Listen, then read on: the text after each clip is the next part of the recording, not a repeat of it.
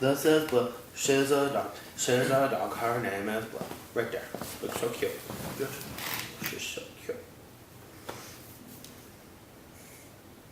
When it came to business information, you were saying, Bret, that you felt like you didn't know a lot to be able to make a video on it. And what I was trying to do was actually, it's more like doing like a consult with you, because I have a little more practice building a wellness-based practice, and then using some of your questions as fodder, both for massage therapists or acupuncturists who are trying to build. Mm-hmm. Because I think the challenge we have is, like, initially, do we work for somebody else?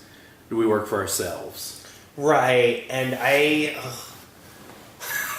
so as I'm getting ready to open my own practice in San Antonio, after years of saying I never wanted to do that.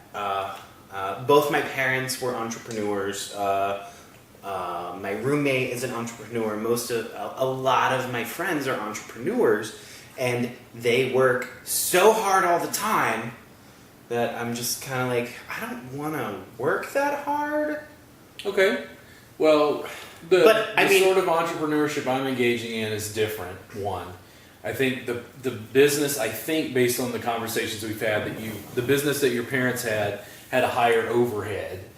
Mm-hmm. Basically, my assumption is, based on the conversations I've had with you, what you want, preferably, you'd like to be in private practice. I think you make the most money per hour that way, but you want a completely full practice that eventually you don't even really have to advertise. Mm-hmm. You just have many fingers and so many clients and so many connections that you're busy. You go into the office, you see clients, you're booked out, you schedule vacations, time off, you have a life. That's not really the kind of business that I'm trying to build where I just see clients. Right. So it's a different level. Yeah. Sure, but I mean, the joke my parents always told was the wonderful thing about working for yourself is that you only have to work a half day. The problem is deciding which 12 hours. Yeah. So it's like, oh, I don't want to do that. But then I've just been working so hard for so long for other people, mm-hmm. and not getting ahead in the ways that I think I should for as much effort as I'm putting out. Yeah. That I finally did take the plunge. I decided, you know what, it's going to be worth it for me. Because at least I feel happier with the amount of like exhaustion I have. Like I feel like I'm making more progress than I am when I'm like working so hard for someone else. And so that being said, like I didn't want to work that hard, and then I realized I was working that hard, if not harder, on my own. Yeah. For someone else. So and so I move. I just bring this up because last night I was thinking about what happens in acupuncture clinics is people get busy enough that they bring on an associate to work for them. Yes. And I was looking at stuff and kind of preparing my business, and I was reading an article like, oh, how do you do that? Mm-hmm. And I was like, oh, I never want to do that. Yeah. And then I was like, oh, wait, that's what I said about all of this in the first place. Yeah. And I was like, so I'm probably going to end up doing that. And you've already worked to a degree as an educator. You know, these are all options for therapists. What I see with therapists is they always want to build a full practice, then hire massage therapists. And I always try to remind them, listen, getting clients, working on clients, doing sessions is a different job than managing other massage therapists. Right. But, and I mean, and getting clients and working on clients, especially in what I do, is very different than like paying for medical health record systems that are set up, making sure that you have medical disposal things set up. Your cupping station is compliant with germicide, as well as just marketing, right? Like those are all very different in and of themselves than treating and getting clients. Yeah. Which is very different from having associates underneath you at your practice. Yeah. I'm really a big fan of small private businesses. I think that you having your own practice allows more nuance and wellness in your community. I think it allows you to evolve the way that you want to evolve.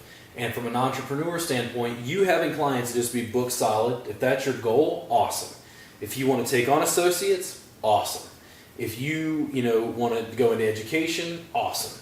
The thing is, what I'm really in favor of is people getting high quality services that are niched and nuanced.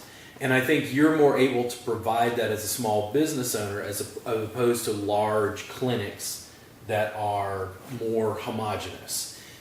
Really, I just want, the thing is, entrepreneurship is a thing, it's just not for everybody. If somebody's completely happy and they work at McDonald's and they're completely happy with what they've got, I don't have any issues with that at all. That's what they want to do.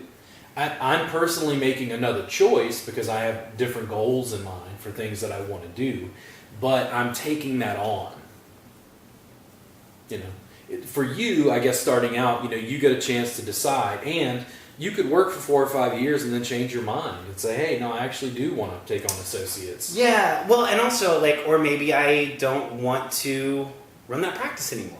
Yeah. That was something that when I was making the decision, one of my good friends brought up to me. She's like, we think of it in our culture that if you had a business and you no longer have a business, then that business failed. Not that you chose just to not do it anymore. Because it's sort of like if you choose to go into business for yourself and become an entrepreneur, it almost feels like that's a forever choice. And if you don't do that forever, then you failed at it. And she's like, that's not true. Don't buy into that. And I was like, oh, that's such a good point. Because I was feeling like me deciding to do this is a forever choice. And it doesn't have to be. Yeah. I could sell my practice for a huge profit if it becomes super successful and I don't want to deal with that anymore. Mm-hmm. That's totally a viable option. Yeah. It doesn't mean I failed at it. So, I don't know. Well, I think as far as your goals, there are certain aspects. What do you want to do, and then what kind of income do you want to make because you have bills?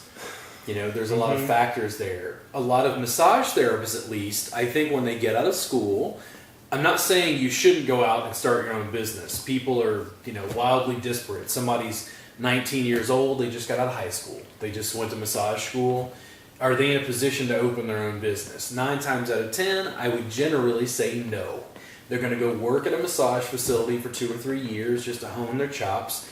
And then I think they're in a better position because they've asked the questions about business and they've honed the massage craft to be able to open their own practice. Yeah, and that's what I did for years after I got out of school. And then I partnered with a colleague and we had sort of private practice together.